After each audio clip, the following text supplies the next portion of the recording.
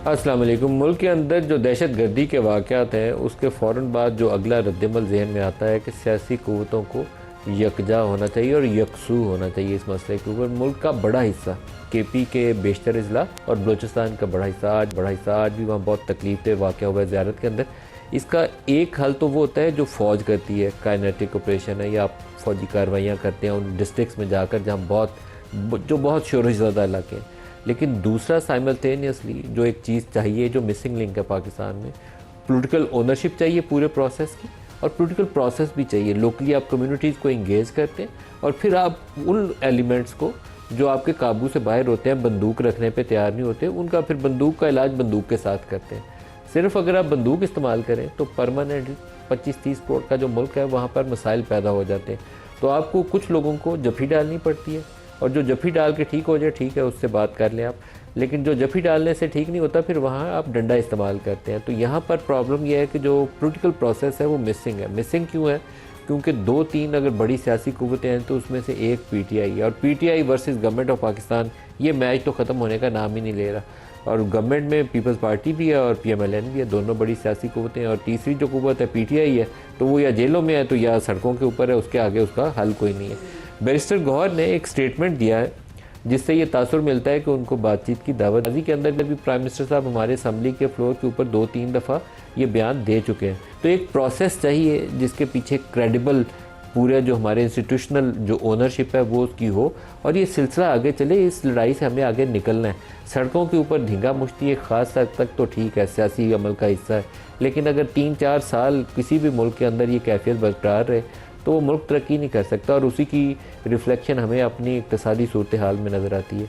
पिछले 4 सालों में हमने 2.25% से ग्रो किया GDP ने और 4 सालों में 2.5% हमारी पॉपुलेशन ग्रोथ रेट है। तो आपकी अनएम्प्लॉयमेंट जो है वो अगर 2 गुना नहीं होगी तो इसके अलावा और कोई तरीक़ाकार ही नहीं है। 11% आपका जून के महीने में इन्फ्लेशन आई है। एक्सपोर्ट आप जो 5 साल पहले करते थे, जून में जो नंबर आए हैं वो 5 साल पहले जितने ही आए हैं। तो अगर ये सूरत हाल सबके सामने है और वो अभी तक होश के नाखून नहीं दे रहे तो there is something wrong in our system, जो हमें मजबूर नहीं कर रही कि हम सोचें पानी का मसला सर पे है, इंडिया का तरफ से जंग का रोज़ ख़तरा है, अफ़गानिस्तान साइड से रोज़ पाकिस्तान में टेररिज्म आ रही है, 2 सूबे शोर ज़दा हैं, वहाँ पर एक ऐसी सूरत हाल है कि आपको फ़ौजी कार्रवाइयाँ करनी पड़ रही हैं। तो आप कब होश के नाखून लेंगे और सोचेंगे कि हम इस पूरे प्रोसेस पे एक सियासी हिकमत अमली बनाएं? और ये काम सियासतदानों का है। फ़ौज का काम वो है जो उसको हुकूमत ज़िम्मेदारी लगाए कि भाई ये इलाके ख़राब है, यहाँ जाके कार्रवाइयाँ करनी है।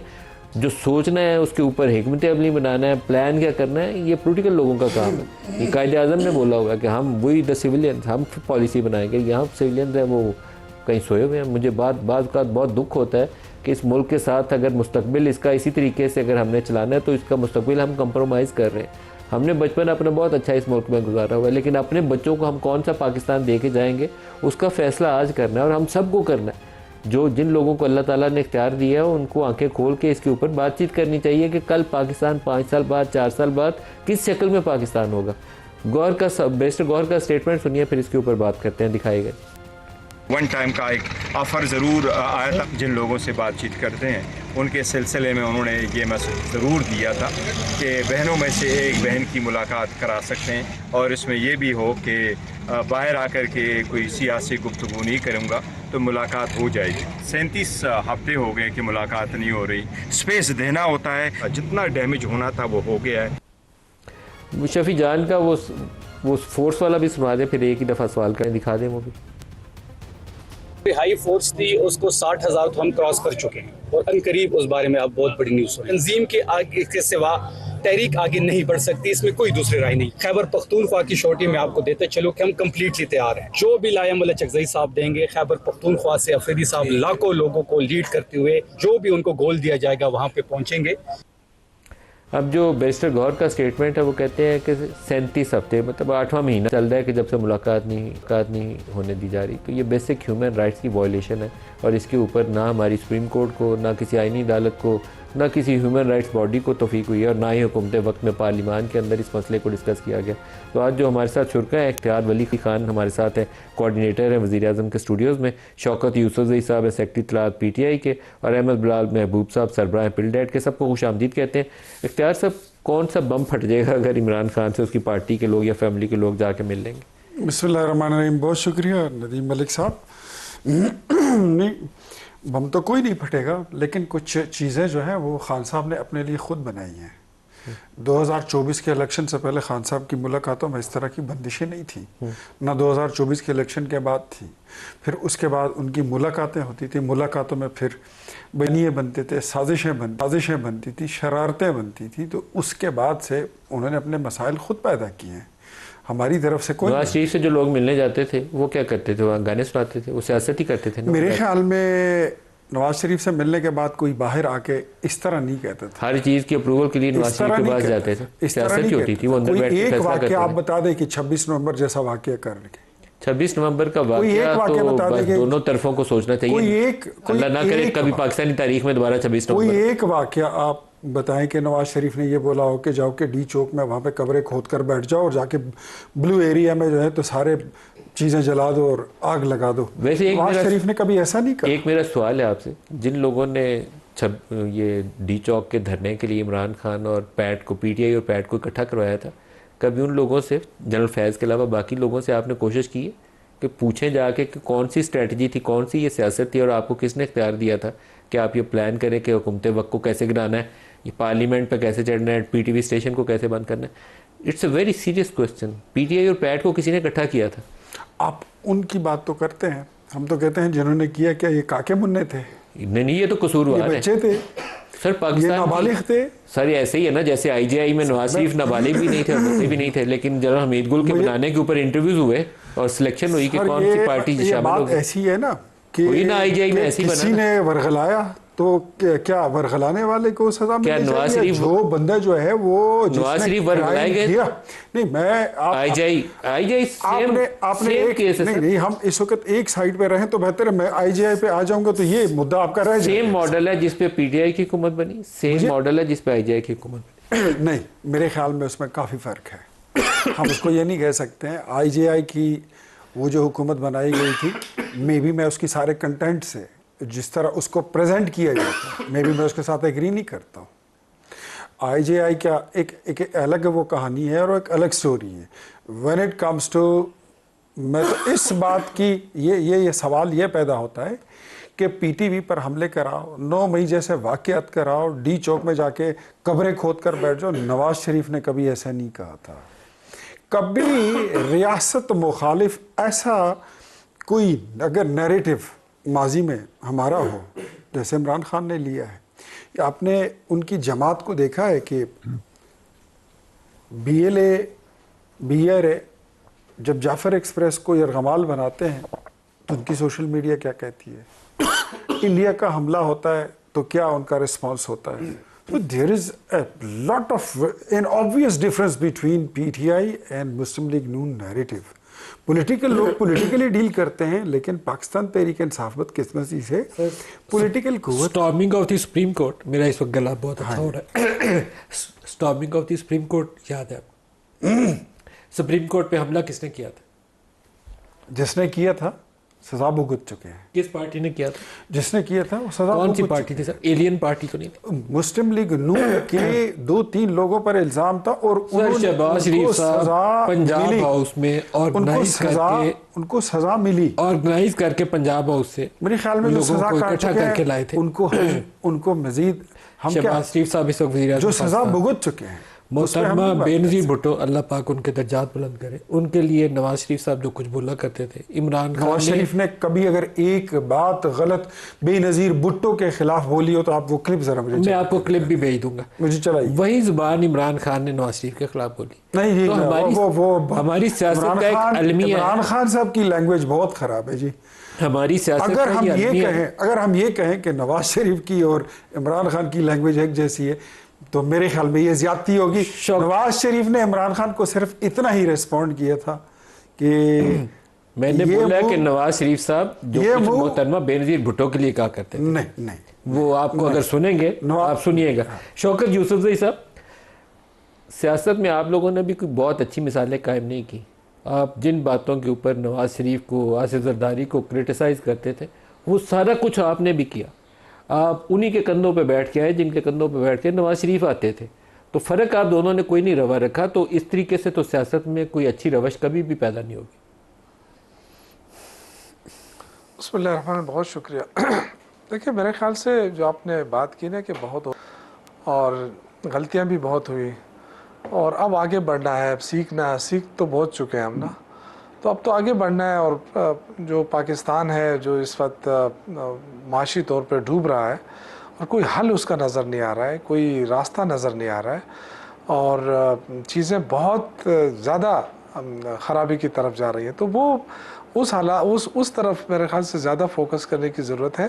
लेकिन बदकिस्मत ये है कि आपने ये भी कहा कि प्राइम मिनिस्टर के पास जो है कोई इख्तियार नहीं है।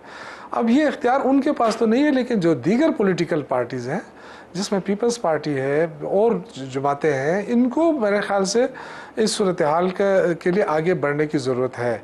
और बात तो दोनों तरफ से हो जाती है कि जी मुज़ाकरात करने चाहिए। प्राइम मिनिस्टर साहब भी 2-3 महीने बाद एक बयान दे देते हैं असम्बली के फ्लोर पे कि जी आए मुज़ाकरात करें, लेकिन उसके फॉलो अप कुछ भी नहीं होता है।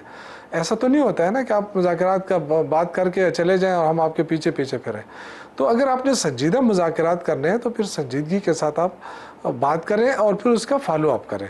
अब हर दफ़ा अगर हम बैठ के ये कहेंगे कि जी वो 9 मई हुआ है, जी ये देखें ये 26 नवंबर हुआ है, तो वो चीज़ें अगर उस पर जाएंगे तो फिर तो हम बार बार कह रहे हैं कि इसकी तहकीकात होनी चाहिए। तहकीकात तो नहीं हो रही है ना। और फिर जो आपने कहा कि सुप्रीम कोर्ट पे हमला हुआ, मॉडल टाउन में क्या हुआ, ये सारी चीज़ें हो चुकी हैं। अब आगे किस तरह देखना है, आगे क्या करना है? आपकी मईशत तो नहीं बढ़ रही है, आप ना कारखाने लगा सकते हैं, ना आप इन्वेस्टर ला सकते हैं, ना आप, तो होगा क्या, इस मुल्क का क्या होगा? जो पूरी दुनिया के अंदर पेट्रोल की कीमतें अब कम हो रही हैं लेकिन यहाँ पे नहीं हो रही, यहाँ पे 10 रुपये 12 रुपये, और जो आपने बढ़ाने थे फिर 200-250। तो इस तरह जो है ना हालात मेरे ख्याल से बहुत ही ज़्यादा ख़राब हो रहे हैं पाकिस्तान में। फिर अमन अमान की सूरत हाल है, उस पर कोई संजीदगी नज़र नहीं आ रही है। जिस तरह आपने शुरू में कहा, हम जब उस वक्त कहते थे कि जी मुज़ाकरात भी करें, उसको खारिज ना करें, लेकिन वो कहते थे नहीं, हम जो है ना मुज़ाकरात की बात ख़त्म हो गई है। अल्टीमेटली फिर उसकी ज़रूरत है, वो तो ख़त्म नहीं हो सकती। जो बंदा बंदूक और नहीं फेंकता जो ना बलूचिस्तान के हालात हैं, शौकत साहब, जो बंदा बंदूक नहीं फेंकने पे तैयार ना, उससे तो कोई बात नहीं होनी चाहिए। उसको तो आपको एलिमिनेट करना, आउट करना है पाकिस्तानी सरजमीन से। तो कोई भी जत्था जो यहाँ पे ऑपरेट करता है आपको उसको एलिमिनेट करना चाहिए। सेकंड वाली ऑप्शन होनी नहीं चाहिए। और इसके ऊपर बात करें, पार्लियामेंट वाले तो इसके ऊपर बात करते हुए डरते हैं, बात ही नहीं करते। मलिक साहब, एक चीज़ मैं आपको बताऊं,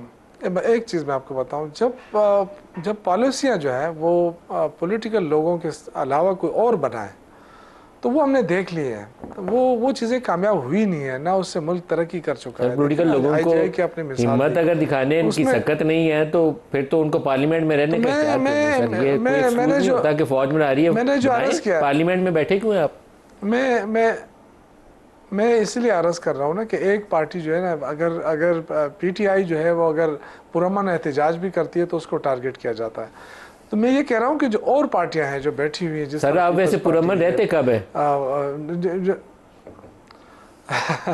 देखिए, हम हमेशा पुरअमन रहे जी। अगर 26 नवंबर के हम पे थोपा जाता तो हम तो कहते हैं कराए, हम कौन से बंदूकें लेकर आए थे वहाँ पे, अचानक जो कुछ हुआ सब आपके सामने है। लेकिन बहरहाल मैं अगेन ये कहूँगा कि देखें, हमें जो पॉलिटिकल पार्टियां 9 मई के आप कसूरवार हैं, उन्हीं को ही 9 मई के आप कसूरवार हैं सर, 9 मई के आप कसूरवार हैं। अब ये मैं नहीं कह सकता कि आप 9 मई के कसूरवार हैं, आप रिस्पॉन्सिबल हैं। देखिए, सियासत में इतना बड़ा जो नुकसान हुआ है आपकी 9 मई के वाक़े की वजह से हुआ है, नहीं तो इतनी कमज़ोर सियासत ना होती पाकिस्तान। मैं आपके साथ एग्री करता हूँ, लेकिन एक चीज़, अगर इसकी तहकीकात हो जाती ना तो कम से कम ये ऐसा ना होता कि एक बंदे के खिलाफ 300 मुकदमा दर्ज कर लें। मतलब ये भी तो बदनीयती आ गई ना कि एक बंदा लाहौर में बैठा है और अगर कत्ल होता है बलूचिस्तान के अंदर तो जी उस पर डालो 300 मुकदमात। कहाँ आप, बहुत सारे लोग हमारे जो है इस वक्त जो जेलों में हैं, आप हैरान हो जाएंगे। मैं परसों उमर अयूब साहब से मैं मिला तो एक ही वक्त में वो फैसलाबाद में भी है, वो मुल्तान में भी है, और टाइम भी एक है। मतलब ये वो नकल के लिए भी अकल की ज़रूरत होती है ना, तो इन्होंने अकल तो इस्तेमाल नहीं की। वही ताकत का जोम, वही ताकत की चीज़ें, आप भी करो मुकदमा दर्ज करो, उधर भी करो, तो आप अंदाज़ा करें कि 60 साल की सज़ा तो उनको हो चुकी है, अभी 3-4 मुकदमा और भी रहते हैं। तो ये दोनों तो मुल्क के अहमद साहब से भी बीच पे बात करें। क्या चीज़ हो सकती है? अहमद बिलाल महबूब साहब, हम 9 मई के बाद ना एक ग्रुप में फंस गए और उससे बाहर निकलना चाहिए। 9 मई यौम स्याह था और वो अच्छा वाक़या नहीं है पाकिस्तानी सियासत में। लेकिन क्या हम वहाँ पे फंसे रहेंगे या उससे आगे बढ़ेंगे? बहुत शुक्रिया। मेरे ख्याल में 9 मई के वाक़े ने हमें मज़ीद गहरा फंसाया है, लेकिन फंस हम उससे पहले ही गए थे। जो एक कन्फ्रंटेशन की फ़िज़ा पैदा हो गई थी और नए आर्मी चीफ की तकर्री के ख़िलाफ़ जुलूस निकलने लग गए थे और इस तरह की तनकीद शुरू हो गई थी, तो उसने हमें ग्रूव में फंसा दिया और वो ग्रूव गहरा हो गया जब 9 मई का वाक़या हुआ। अब देखिए, उसके लिए तो सूरत हाल एक पुरानी चीज़ें कि अगर हम दोहराते रहेंगे तो फिर कोई हल नहीं है। वज़ीर आज़म साहब ने 2-3 दफ़ा ये बात कही और अभी मोस्ट रिसेंटली भी कही कि हमें बैठ के गुफ्तगू करनी चाहिए। अब पहली बात तो ये होनी चाहिए थी, और मेरे ख्याल में वो किसी हद तक तो हुई है, लेकिन खुल के बात नहीं हुई कि पीटीआई ने उसको एक्सेप्ट कर लिया हो और कहा हो जी हम तैयार हैं गुफ्तगू के लिए, आप शुरू करें। देखिए, ये अगर खुल के कह देते तो फिर ये इल्ज़ाम प्राइम मिनिस्टर पे होता कि उन्होंने उसका आगे इंतज़ाम नहीं किया। ये इल्ज़ाम तो देते हैं कि उन्होंने कह तो दिया लेकिन कुछ किया नहीं। जब आप एक्सेप्ट कर लेंगे तो प्राइम मिनिस्टर को शर्मिंदगी ना हो कि जब वो कोई इंतज़ाम करें तो आप वहाँ पे चले जाएं। तो मेरे ख्याल में प्राइम मिनिस्टर साहब को अब ये किसी को ये ज़िम्मेदारी सौंपनी चाहिए। मेरे ख्याल में स्पीकर साहब को ज़िम्मेदारी सौंप दें, लेकिन ये बात गुफ्तगू शुरू हो जानी चाहिए। पाकिस्तान के अंदर मुसल्ला जत्थे रियासत के ऊपर हमला आवर हैं, और जो लोग मुसल्ला नहीं हैं वो मुखालिफ भी हैं, तो मेरे ख्याल में उनके साथ बातचीत का एहतमाम होना चाहिए। पीटीआई मुखालिफ ज़रूर है लेकिन वो मुसल्ला जद्दोजहद नहीं कर रही है, तो इसलिए पीटीआई एक सियासी जमात है, उसको सियासी जमात के तौर पर ही टैकल करना चाहिए। और अगर ये इन्होंने खुल के नहीं भी एक्सेप्ट किया आपकी ऑफ़र, तो आप सब स्पीकर साहब को उसका ज़िम्मेदार बनाएं कि वो इंतज़ाम करें और इनको बुला के इनसे गुफ्तगू करें। मेरे ख़्याल में सियासी तौर पे इस मामले को टैकल करना चाहिए। आपने दुरुस्त कहा था कि ताकत के इस्तेमाल से, ख़ास तौर पे सियासी जमातों के ख़िलाफ़ अगर आप ताकत इस्तेमाल करेंगे तो वो सूरत हाल और गंभीर हो जाएगी। जिन लोगों ने बंदूक उठाई है, ठीक है, आप उनके ख़िलाफ़ तो लड़ें, लेकिन एक सियासी जमात जो आपकी मुखालिफ है उसके ख़िलाफ़ तो ना लड़ें, उनसे तो बात करें। मेरा ख़्याल ये है कि वज़ीर आज़म साहब को अब ये काम किसी को सपुर्द करके इसको आगे बढ़ाना चाहिए। अगर आप सीरियस है तो ये काम, इसके अलावा और कोई रास्ता नहीं है मेरे ख़्याल में। इख्तियार साहब। मैं बिलाल महबूब साहब मेरे बड़े अच्छे भाई हैं, लेकिन मैं ज़रा रिकॉर्ड को स्ट्रेट करने के लिए कि पाकिस्तान तहरीक इंसाफ की जो मूवमेंट थी धरने वाली, वो भी पुरअमन नहीं थी, वो भी पुरतशद्दुद थी। आपको वो यहाँ पे जो एसपी था जुनेजो, उसकी किस तरह मार कुटाई हुई थी वो भी आपको याद है। और उसके बाद जितनी बार इन्होंने डी चौक और इस्लामाबाद की कॉल दी है, बाकायदा इट्स एन ओपन, ये सीक्रेट तो है ही नहीं, वो क्लाशनकोफ हैं, बंदूकें, पिस्तौलें लहराते हुए आए हैं। और वो चीज़ें मैंने वक्त से पहले, जब वो प्लान था तो मैंने वो मीडिया के सामने रख दिया था।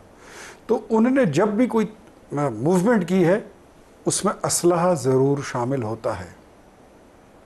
अगर आप सरकारी क्रेनें, वो लोकल बॉडीज़ की, लोकल गवर्नमेंट की गाड़ियाँ, क्रेनें, वो सारी चीज़ें इस्तेमाल करते हैं, तो वो भी गवर्नमेंट को आपने वापस किया अभी तक कि नहीं किए?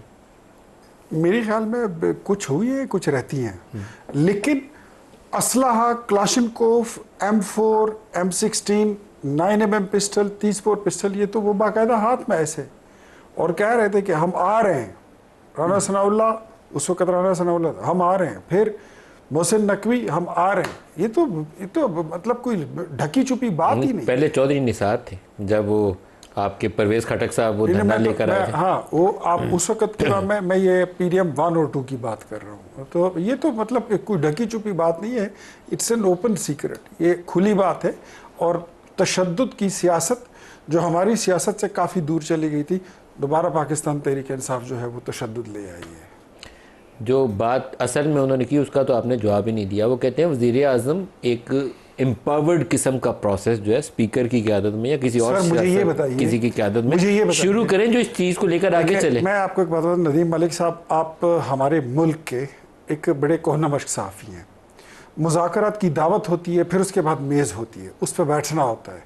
फरमाइशें जो हैं वो बाद में होती हैं, शराइत जो है वो बाद में होती है, जो एजेंडा होता है वो बनाकर आए, पहले बैठे तो सही। प्राइम मिनिस्टर ने कह दिया, स्पीकर ने कह दिया। पीटीआई को फौरन एम्ब्रेस करते हुए, इस चीज़ को एक्सेप्ट करते हुए मेज़ पे आना चाहिए, लेकिन जब वो बहुत कमज़ोर विकेट पे हैं, पीटीआई वाले डिवाइडेड है। यही होता है जब नून लीग की नवाज शरीफ को अंदर बंद करते हैं तो नीचे 6 ग्रुप बन जाते हैं। इस वक्त पीटीआई के अंदर 75 ग्रुप है। मैं यही आपको कह रहा हूं, और उनको इजाजत चाहिए इमरान खान से मोहर लगवाने के लिए, आप मिलने ही नहीं देते उन्हें। बैरिस्टर गोहर चेयरमैन है, उन्हें बैरिस्टर गोहर में हिम्मत ही नहीं है आपसे खुद बात कर रहे इमरान की मंजूरी के, लेकिन वो नहीं आ सकते। वो अलीमा खान से डरते हैं। सलमान अकरम राजा जनरल सेक्रेटरी है, लेकिन वो नहीं आ सकते।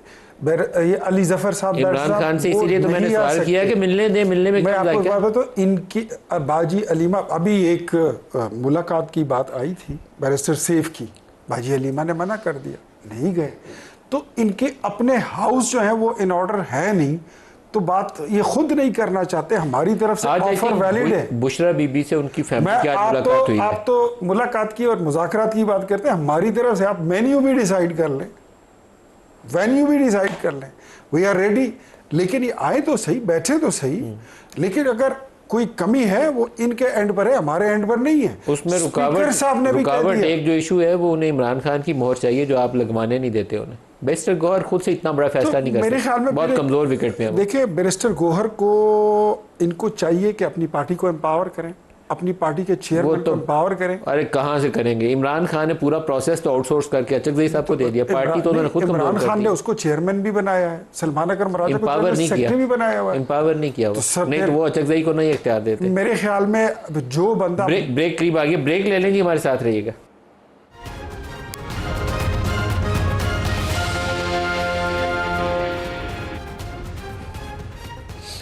प्रोग्राम में दोबारा खुशामदीद कहते हैं। आपको केपी असम्बली में एक बिल पास होने का तरीकाकार दिखाते हैं, फिर शौकत साहब हमारे साथ हैं, उनसे पूछेंगे कि क्यों और कैसे हुआ। दिखाइएगा जी।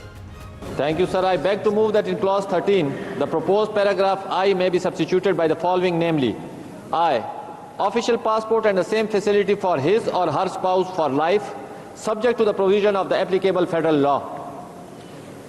ये ऑलरेडी वहाँ पे जो है ना MNAs को लाइफ टाइम के लिए दिया जाता है अपना आफ्ताब साहब, तो हम चाह रहे हैं जो भाई फेडरल लॉ जब हमें परमिट करे तो हमें भी मतलब है, जिस तरह हम कहते हैं चोजन रिप्रेजेंटेटिव जो है ना वो उनकी सेंक्टिटी, उनकी सुपरमेसी जो है ना होनी चाहिए, तो ये सफारतकारी में भी हमें काम आएंगे और लाइफ टाइम हम मांग रहे हैं सर।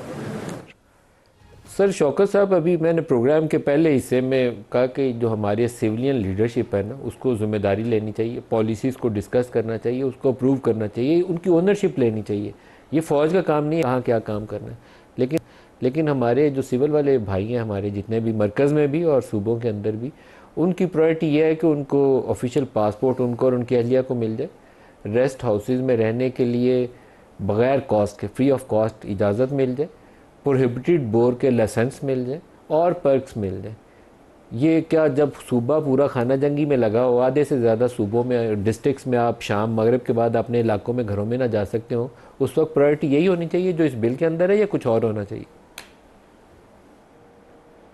देखिए जी, बात यह है कि एक तो ये बिल जो है पेश हुआ है पीपल्स पार्टी की तरफ से, कुंडी साहब ने पेश किया, और एक तरमीम है जो कुंडी साहब ने पेश किया पासपोर्ट वाली, बाकी बिल आप ही का सारे पर्क्स एंड प्रिविलेजेस का बिल आप ही का बनाया हुआ है। कुंडी साहब ने एक तरमीम उसमें पासपोर्ट वाली डाली और आपने वोट दे के पास करवाया, आप पीछे नहीं कर सकते। सॉरी सर, ये लेकिन बड़ी अफसोसनाक सूरत हाल है। कैसा सूबा जिसके आधे से ज्यादा डिस्ट्रिक्ट में आग लगी हुई है, फौज और FC और रेंजर्स के जवान शहीद हो रहे हैं, वहाँ पे आप बिल ये पास करा रहे हैं कि आपकी पर्क्स बढ़ा दी जाए।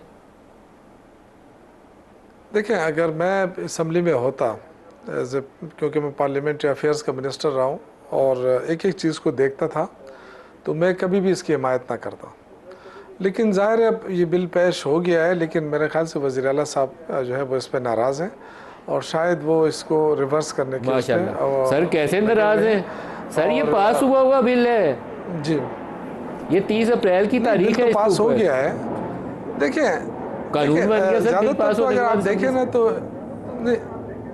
सर आप या तो वज़ीर आला के बिहाफ पे कह दें कि इस पूरे बिल को आप रिपील कर रहे हैं, आप शौकत यूसुफज़ई साहब अनाउंस कर दें कि वो सुहेल अफरीदी ने कह दिया है रिपील कर दें ये सारी तरमीम, तो मैं इसको खबर मानता हूँ।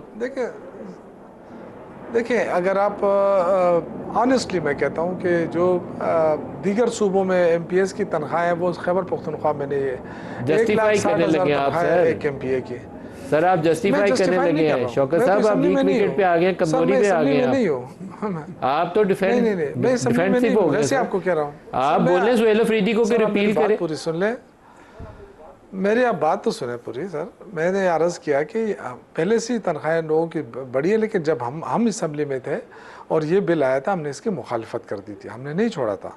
हमने कहा ठीक है बस बाकी आप ही का पास किया हुआ बिल है सर, आपकी असम्बली से बना हुआ कानून है सर। देखें अभी तो पंजाब में और सिंध में तो चोरों की हुकूमत है बकौल आपके, तो आप तो अच्छे लोग हैं, आपको तो वो काम नहीं करना चाहिए। ये एक सजेशंस होती है और एक सिफारिशात होती है, ज़रूरी नहीं है कि इस पे इम्प्लीमेंट हो। ये जो है ना, जो ये कानून है, के पास कौन सा इख्तियार है, कानून है, कमाल कर रहे हैं। नहीं, सूबे के पास बोर्ड के लाइसेंस आपकी पूरी असेंबली लेके बैठी हुई है। सूबे के पास कोई इख्तियार नहीं है। प्रोहिबिटेड बोर्ड आपके पास है, आपने कानून बनाया प्रोहिबिटेड बोर्ड का, आपको मिलेंगे कि नहीं मिलेंगे? सर आपको सर्किट हाउसेस और ऑफिशियल जो रेजिडेंसी फ्री ऑफ कॉस्ट रहने की परमिशन मिलेगी कि नहीं मिलेगी? नहीं, वो तो पहले से सर, वो पहले भी थे सर, वो पहले भी थे।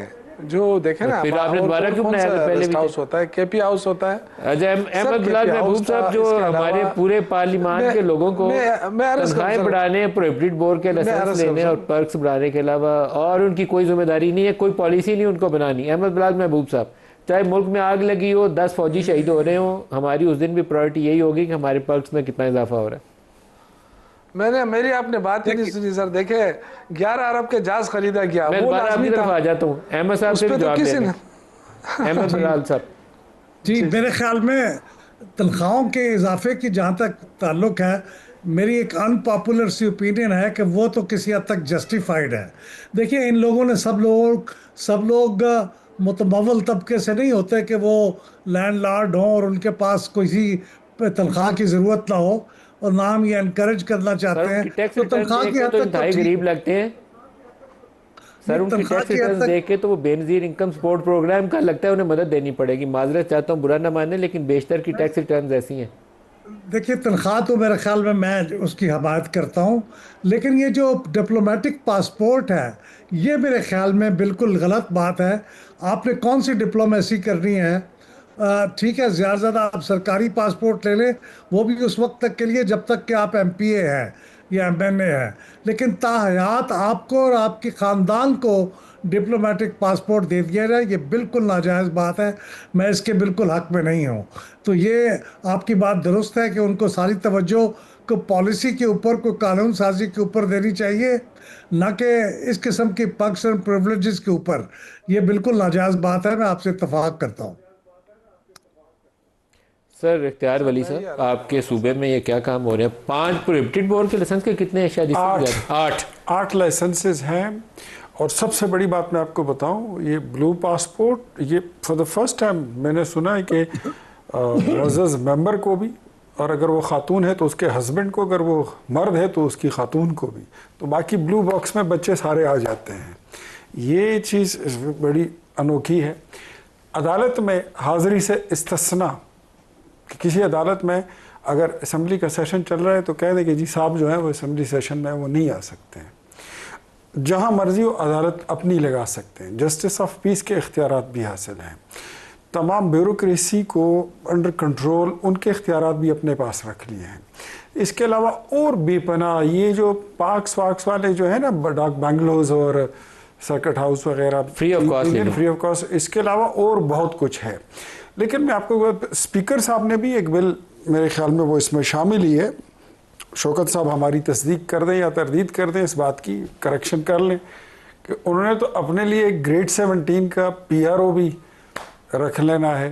ताहयात डिप्टी स्पीकर ने भी खानसामे भी ले लेने हैं, गाड़ियाँ जो उनके ज़ेर इस्तेमाल हैं वो भी ले लेनी है, और बड़े नायब कासद और ड्राइवर वगैरह वो भी रख लेने हैं। ताहयात इस तरह का एक बिल और भी है। सर, सदर पाकिस्तान के लिए ताहयात इस्ना है किसी भी जुर्म से, तो वो माशाल्लाह फिर सर तो 25 करोड़ लोग ही पाकिस्तान में रह गए इसमें मारने के लिए। थोड़ी सी चीज वो जो रह पंजाब गई में है ना, हमने सीसीडी वालों को बोला हुआ है कि जिसको दिल आए ना सड़क पे जाते हुए वो गोली मार के मार दो, तो वो अच्छा कानून है। फिर 25 करोड़ लोगों को मारो, मैं आपको बाकी सारे ताहियात इस नाक पे। इसमें एक चीज बस सिर्फ इतनी रह गई, आखिरी एक जुमला ये भी डाल लेते कि ये जहां से गुजरे जहां पर आए तो ये भी ऐलान कर दिया जाए कि माबदौलत मुगल बादशाह सानी आखिरी बादशाह बहादुर शाह जफर साहब और सोहेल अफरीदी साहब आ रहे हैं तो कोरनश पे जा लाइए और जिले लाही की शान में जो है काफी तो खड़े ज्यादा हो है, जाइए। आप करें या कोई और करे, लेकिन काफी अनफेयर है। हमारे ये मरकज में स्पीकर साहब ने अपनी तनख्वाह में 6 गुना इजाफा कर लिया था, तो उनका नाम कोई अच्छे लफ्जों में तज़किरा नहीं था हुआ।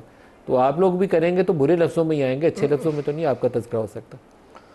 सर देखिए, पहली बात तो ये कि मेरे भाई ने बात तो कर ली, लेकिन ये नहीं कहा कि सारी अपोजिशन ने मिलकर ये तरमीम लाकर आए थे और अपोजिशन ने ये तरमीम पेश की असेंबली में। देखिए जहाँ तक तनख्वाह, सबसे पहले जहाँ तनख्वाह की बात नून लीग क्या होता है, जो आप बोले नून लीग की मजम्मत करता हूँ। जहाँ तक वो 2-3 लोग जो नहीं शामिल नून लीग के ही हैं, मैं उनको छोड़ के जो मेरी पार्टी के लोग शामिल हैं मैं उनकी भी मजम्मत करता हूँ। आप नून लीग और पीपल्स पार्टी का नाम लेके बोले मजम्मत करता हूँ। मैं दोनों की करता हूँ, दोनों और उनकी की बजाय नाम बोले ना उनका, बोले मैं नून लीग और पीपल्स पार्टी की मजम्मत करता हूँ। अपोजिशन मेरी जमात का है, मैं उनका शौकत कह रहा हूँ। नहीं, शौकत साहब एक और मलिक साहब, एक चीज़ और की भी मजम्मत कर लेना, जो 11 अरब का जहाज़ ख़रीदा है एक ऐसे वक्त पे ऊपर जहां हमारी मईशत की ग्रोथ जो है वो रुक गई है, आगे बढ़ ही नहीं रहे जहाज जो है और हम लोगों को 1 रुपए की रिलीफ नहीं दे पा रहे हैं। खड़ा है वो, हम कोई घर में तो नहीं लेकर गए हैं। एक मिनट, ये तो चीजें घरों में जा रही हैं। एक मिनट देखें, मेरे बात सुने, ये जो है ना, जो चीज़ गलत है वो गलत है। अगर कोई एक्स्ट्रा प्रिविलेज मांग रहा है तो गलत है। मैंने कहा कि मैं असम्बली में होता मैं इसकी भी मुखालफत करता, लेकिन जहाँ तक तनख्वाहों की बात है ना, बाकी असम्बलियों के बराबर होने चाहिए तनख्वाह, ये इसमें कोई वो नहीं है। हाँ, ये जो ब्लू पासपोर्ट, ये फ़लाँ पासपोर्ट फैमिली को देना, ये तो एक तजवीज़ है, चली गई है। सूबाई असम्बली के पास कोई इख्तियार नहीं है पासपोर्ट लेने का और देने का। ये वफाक को एक तजवीज़, कितनी करारदादें पेश हुई हैं, बेतहाशा करारदादें पास हो चुकी हैं, लेकिन वो ज़रूरी नहीं है कि उसको इम्प्लीमेंट भी हो। आप बिल, मैं ये कह रहा हूँ कि बिल भी पेश हो ना, अमेंडमेंट को रिपील करवाइए ना, 8 प्रोहिबिटेड बोर्ड के वो तो ऑलरेडी जब आपके प्रोग्राम में आ रहा था, जब आपके प्रोग्राम में आ रहा था तो उस खबर आ गई थी कि चीफ मिनिस्टर ने अप्रोच किया स्पीकर असम्बली से और वज़ीर कानून से भी कहा कि बैठ के इन चीज़ों को रिवाइज कर, इसके रिव्यू करें, और वो हो रहा है। देखिए जो चीज़ गलत होगी वो हम इंशाल्लाह ताला उसकी कभी हिमायत नहीं करेंगे। लेकिन आप क्या कह रहे हैं कि आप इस बिल को रिपील कर रहे हैं, आप इस बिल को रिपील कर रहे हैं, अनाउंस करें। मैं खबर चाहता हूं कि शौकत यूसुफ से रिपील हो। जहाँ तक तनख्वाह की बात है सर, तनख्वाह की बात है, मैं उसकी मुखालफत चलो तनख्वाह को छोड़ दें, जरूरत है। तनख्वाह के अलावा बाकी चीजें आप रिपील कर रहे हैं।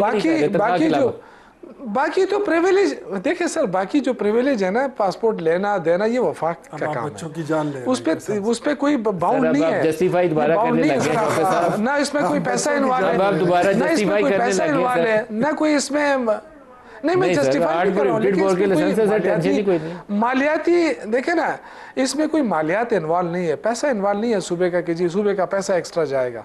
असल मसला ये है कि जो वफाक ही फैसला करेगा ना सर, माले मुफ्त दिले बेरहम, सर वो सारे सूबे हमारे यही कर रहे हैं सर। पंजाब ने 11 अरब का जहाज खरीद लिया, आप असला के लाइसेंस लें, सरकारी रहायशगाहों में फ्री में रहें, पासपोर्ट ताहियात मिले, सदर पाकिस्तान को ताहियात हासिल है, किसी अदालत में पेश होने की, तो पाकिस्तान में 25 करोड़ लोगों को सीसीडी के हवाले करें। आप लोग मजे करें सर, सब हुकूमत करें, नून लीग वाले भी और आप पीटीआई वाले भी। देखिए प्रोग्राम का वक्त खत्म हो गया। शौकत यूसुफ साहब, इख्तियार साहब, सबका शुक्रिया, इजाजत दीजिए, अल्लाह हाफिज़।